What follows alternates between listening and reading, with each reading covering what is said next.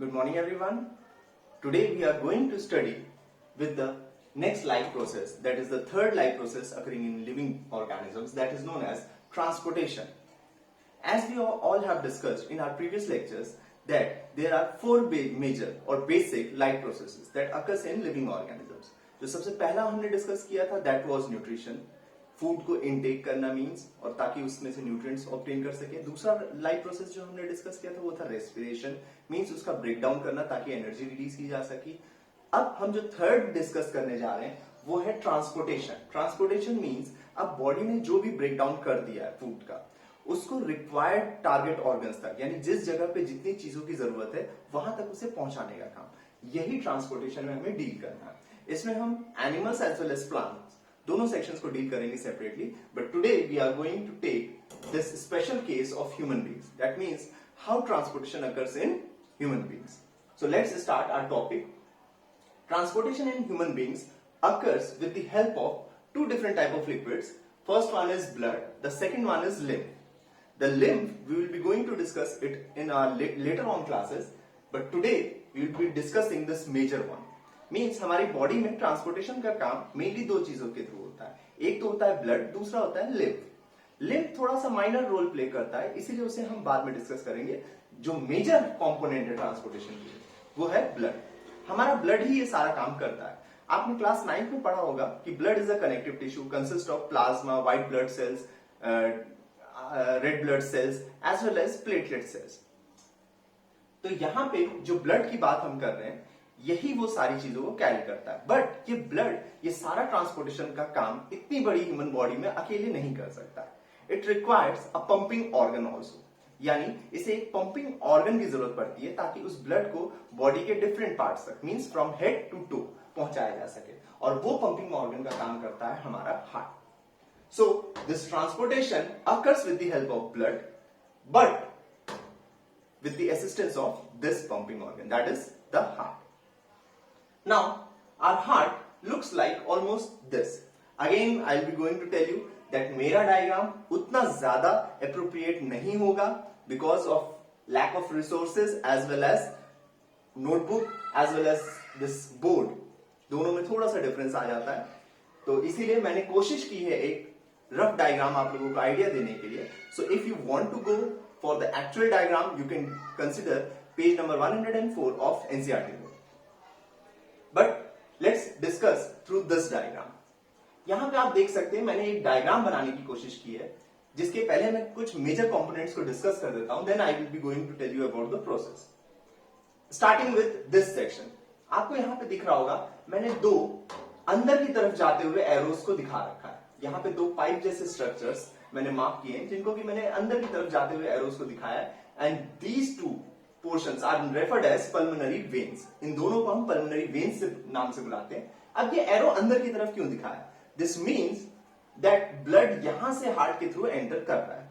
अब हार्ट के अंदर वही ब्लड प्रॉपरली हम मान रहे हैं इस साइड से एंटर करते हुए पल्मोनरी वेन्स के थ्रू जो कि लंग से आ रहा है. That means the purified blood containing oxygen. और ऑक्सीजन कैरी करने वाले ब्लड को हम ऑक्सीजनेटेड ब्लड भी कहते हैं. It means oxygenated blood enters with the help of pulmonary veins into the heart. अब जब भी ये हार्ट में एंटर करेगा तो सबसे पहले ये इस पोर्शन में, ये वाला पोर्शन जो है मींस आपको ये एक नैरो ओपनिंग जैसा दिख रहा होगा, बहुत पतला सा रास्ता जैसा. इसके ऊपर का ये जो पोर्शन है हम इसमें पहले ब्लड को फिल होते हुए देखेंगे. This portion is referred as left atrium. सबसे पहले मैं एक चीज क्लियर कर दूं, डिफरेंट टाइप के लिविंग ऑर्गेनिजम्स में डिफरेंट टाइप के हार्ट्स ऑब्जर्व होते हैं. अगर हम बात करें ह्यूमन बीइंग्स जैसे एनिमल्स की, तो ह्यूमन बीइंग्स जैसे जितने भी वर्टिब्रेट्स हैं जब इनकी बात की जाती है तो हमारे में 4 चैम्बर्ड हार्ट पाया जाता है. अगर यही चीज हम रेप्टाइल्स की बात करें तो रेप्टाइल्स में क्रोकोडाइल में केवल 4 चैम्बर्ड पाया जाता है, वेयर एज अदर जितने भी कैटेगरी ऑफ रेप्टाइल्स हैं उन सब में 3 चैम्बर्ड हार्ट होता है. और अगर हम एक्वेटिक एनिमल्स लाइक फिशेस की बात करें तो फिशेस में मेनली 2 चैम्बर्ड होता है. तो हमेशा याद रखिए फिश में 2 chambered, reptiles except crocodile have 3 chambered and बाकी के जितने भी हम मैमल्स की बात करते हैं लाइक ह्यूमन बीइंग्स उनमें 4 चैम्बर्ड हार्ट होता है. सो ये वो पहला चैम्बर है. Remember this thing, left atrium is the first chamber. तो यहां पे एंटर करता है ब्लड. जैसे से इस चैम्बर में ब्लड फिल होना शुरू होगा इसमें प्रेशर डेवलप हो जाएगा.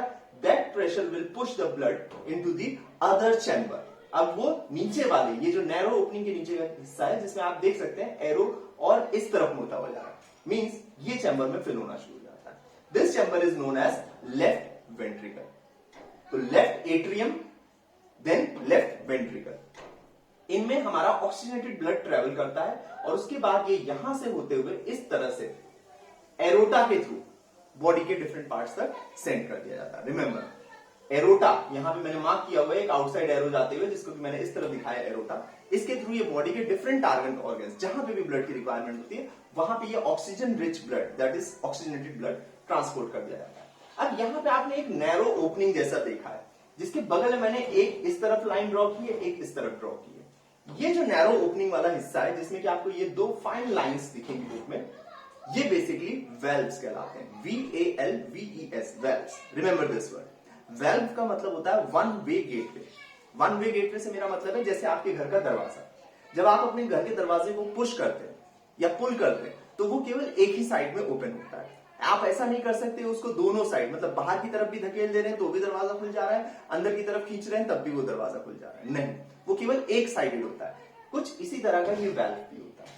इस वेल्व का काम ये होता है कि ब्लड जब लेफ्ट एट्रियम से लेफ्ट वेंट्रिकल की तरफ पास आउट हो तो उस समय ये गेट जब ब्लड फिल अप हो जाएगा तो वो क्लोज हो जाता है. इसके क्लोज हो जाने का फायदा ये होता है कि वापस बैक फ्लो ऑफ ब्लड नहीं हो पाता प्रीवियस चैम्बर में. So this is the importance of this valve.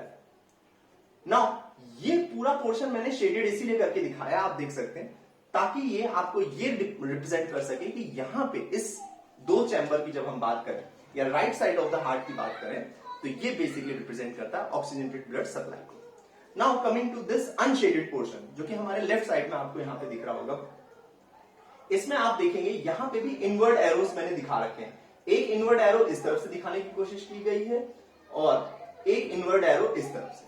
आप देख सकते हैं मैंने दो जगह से दिखाया, one this side, other one this side, और दोनों को मार्क किया हुआ है कि यहां से जो ब्लड एंटर करता है टॉप साइड से, this is known as vena cava. इस ओपनिंग को हम वेना केवा बुलाते हैं. That is coming from upper body, means हमारा हार्ट बॉडी में सेंट्रली लोकेटेड है. इसके ऊपर भी बॉडी के कुछ पार्ट्स है like head and all, and इसके लोअर मींस हमारे लेग्स पोर्शन भी है. तो हमारी बॉडी के दो पार्ट्स डिवाइडेड है, तो इसीलिए वेना केवा ये दोनों को ही कहेंगे. But the upper side is coming from upper body and this one is coming from lower body. तो इस तरह हमारी बॉडी से जितना भी ब्लड कलेक्ट हो रहा है, चाहे वो अपर बॉडी से हो चाहे लोअर बॉडी से हो, वो पूरा का पूरा इस तरह से बॉडी से होते हुए आता है हार्ट के अंदर. अब रिमेंबर दिस थिंग कि जैसे कि मैंने कहा बॉडी से कलेक्ट होकर ब्लड आ रहा है, दैट मीन्स उस ब्लड में ऑक्सीजन नहीं होगा बल्कि उसमें कार्बन डाइऑक्साइड होगा. इस तरह के कार्बन डाइऑक्साइड रिच ब्लड को हम डीऑक्सीजनेटेड ब्लड भी कहते हैं. Remember this word, deoxygenated blood. ये डीऑक्सीजनेटेड ब्लड जैसे ही हार्ट के इस साइड में फिल होना शुरू होगा, so this portion is again referred with a third chamber that I have already marked over here, right atrium. जैसे इस तरफ वाला आपने देखा था लेफ्ट एट्रियम था, इस तरफ वाले ये पोर्शन को हम, जहां पे मैंने ये एरो मार्क करके दिखाया है, ये जब फिल्ड होता है तो इस चैम्बर को हम राइट एट्रियम कहते हैं. जैसे ही राइट एट्रियम में ब्लड फिल हो जाता है वो आगे पुश कर दिया जाता है थ्रू दिस नैरो ओपनिंग, जहां पे अगेन आप दो फाइन लाइंस देखेंगे. Again these are also referred as valves. दोनों के डिफरेंट नेम्स है. इस वेल्व का नाम अलग है, इस नाम का अलग है. You can get all these details in any reference book और either from the internet also. तो यहां से जब ब्लड एंटर करेगा तो वो इस चैम्बर में फिल होगा. This is our fourth chamber that I have already marked over this side. You can see इस चैम्बर को मैंने यहां पे मार्क कर रखा है, that is known as right ventricle.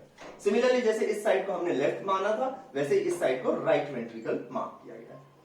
Now right ventricle में ब्लड फिल हो जाता है जब, तो यहां से प्रेशर इसे पुश करता है और ये इस तरह से दो पोर्शंस में निकल जाता है, एक इस तरफ और एक इस तरफ से. ऐसे होते हुए आप देख सकते हैं दो ओपनिंग्स के थ्रू जा रहा है बाहर. इस तरह से ये जो ब्लड होता है, because this one is deoxygenated blood, तो डीऑक्सीजनेटेड में से कार्बन डाइऑक्साइड हटा के ऑक्सीजन करना है. इट मींस चाहे यहां से निकले या यहां से निकले, ये सारा का सारा ब्लड जाएगा कहां, हमारे लंग्स की तरफ.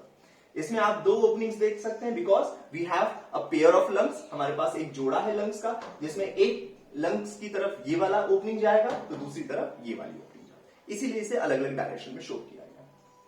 और यहाँ पे अगेन आप देख सकते हैं कि ब्लड इस साइड से एंटर किया, ऐसे मूव करते हुए ये बाहर की तरफ निकल जाए। और मैंने इस एंड को मार्क भी कर रखा है यहाँ पे, यू कैन सी मैंने इस चीज को यहाँ पे ना मार्क कर पाने की वजह से यहाँ पे कर दिया। These are known as pulmonary arteries. इस ओपनिंग को या इनमें से किसी को भी आप इसी नाम से बुलाएंगे, pulmonary arteries. So this was all about the human heart that I have already labeled over here also, that this figure represents the human heart. और इसमें किस तरह से ट्रांसपोर्टेशन होता है ब्लड का, इसके बारे में हमने कुछ इंपॉर्टेंट चीजों को डिस्कस किया. You can get more details from your NCERT book और from other reference books or internet also. If you do have any kind of confusion regarding this one, you can consult me and ask me regarding that query. This was for today's class. Thank you.